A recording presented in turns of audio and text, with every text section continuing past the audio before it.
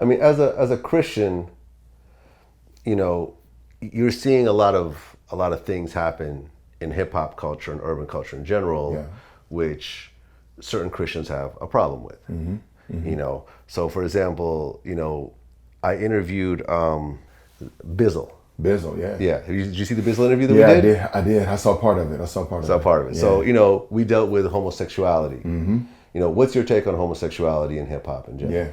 I honestly think that in hip hop, not just my opinion, I would talk to anybody who I grew up in Houston with, or anybody across the board, and it would be seen as taboo to an extent. But I don't think hip hop defines that as much as people's social circumstances and what they grew up in, defining that. Now, from a Christian perspective, I definitely think the Bible's clear on what God allows and what he doesn't allow. I don't think homosexuality is permissible. But culture has taken certain things and made them like gigantic in the view of popular culture, and other things not so much. So if I rob a bank and then tell somebody I robbed a bank, no one really cares. It's a big deal, but nobody really cares as much. But if I say to someone, I'm against homosexuality, now that's a huge deal, almost to blow up in my face if I go about it the wrong way. And to me, both of those are equal in the sense that they both offend God.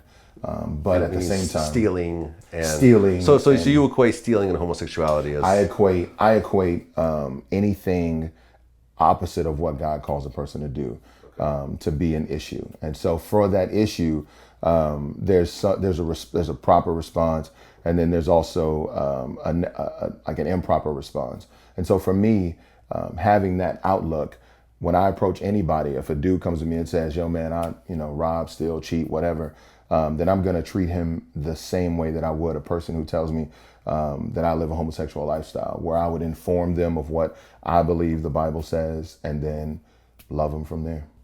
Did you hear Macklemore, "Same Love"? I mean, Yeah. what was your take on that song?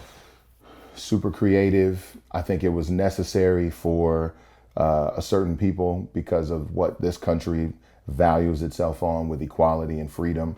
But at the same time, whenever you take a social issue and blow that up to a certain proportion, for anyone to have any stance opposite of that is seen not just as an opposite stance, but almost like you're anti, or you're against, or you're in some way ready to kind of bash. And I feel like that's the misconception a lot of times is, well, I don't necessarily agree with this, but in my disagreement, I don't necessarily hate either, or I don't necessarily come against you in a sense, but I do want to be clear of what I believe. So, Well, I mean, a lot of people equate homosexuality and the struggle for gays in the U.S. to civil rights, right.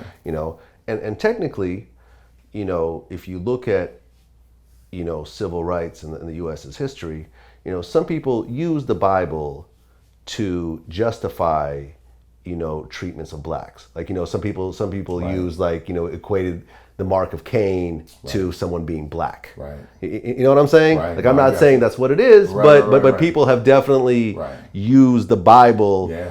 to keep people down. Yeah. And to persecute people. Right. I mean, do you equate what homosexuals go through to blacks in the civil rights? I think that there are similarities, but I draw a line to an extent. For me, growing up in the South, growing up with my mom and my grandmother and my aunts, and one aunt who was old enough to see her parents not be considered people, is a definite line in the sand compared to you're a person, and culturally people are wanting to ostracize and kind of negate your preferences or your makeup of what you choose to do. And so I do draw the line to a certain extent, but in any regard, with either one, I know that the issue here isn't for me taking what I believe and then using it to oppress. In this country, I'm just being a citizen. I'm okay with you choose to live a certain lifestyle. In this country, you have the right to do so. But equally, I have the right to come and say, have you considered a different option? Here's what prompts me to say that.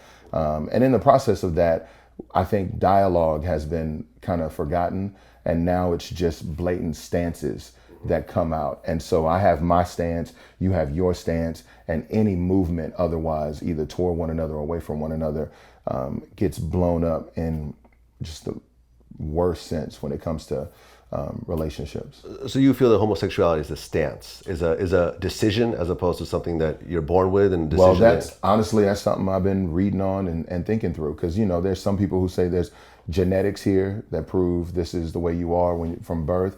Some people say this is something that you choose to do, and so for me, I have conversations with. I have a younger cousin who's homosexual. I have super close relatives from my wife's side of the family, and these conversations happen for me and for them so that we can both understand one another. But in having those conversations, that's the point I guess I'm trying to make. Somewhere along the lines, people stop talking and people stop trying to understand the other. So much so that these stances have been made, whether you hold a view of one way or not. These stances have been made to just cause people to butt heads. And then socially, media-wise, I mean, it's just, you take one issue and pit it against another issue and then surround it with conjecture, and you just got a big mess.